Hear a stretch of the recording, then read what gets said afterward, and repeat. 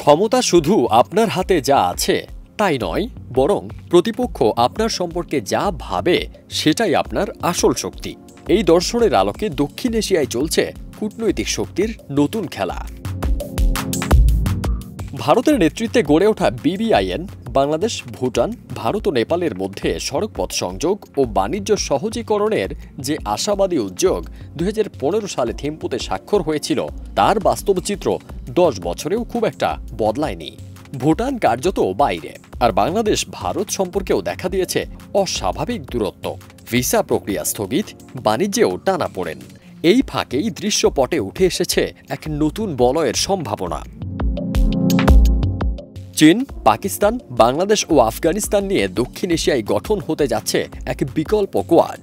২০২৫ সালের ১৯ জুন চীনের কুনমিংয়ে এই ৩ দেশের ত্রিপক্ষীয় বৈঠক এবং পরবর্তীতে আন্তর্জাতিক মিডিয়া ও বিশ্লেষকদের তীব্র আগ্রহ যেন ইঙ্গিত দিচ্ছে যে এটাই ভবিষ্যতের কৌশলগত গেম প্ল্যান।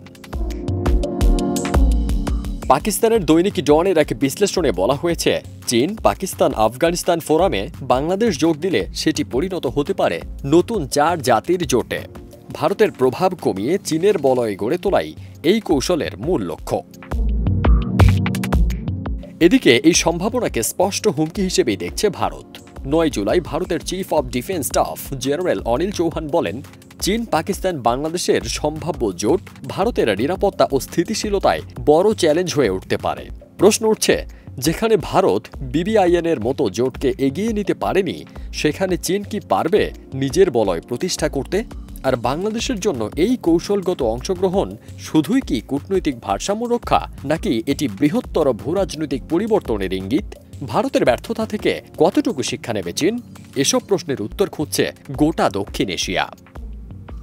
ফারদিন সানি, দেশ রূপান্তর।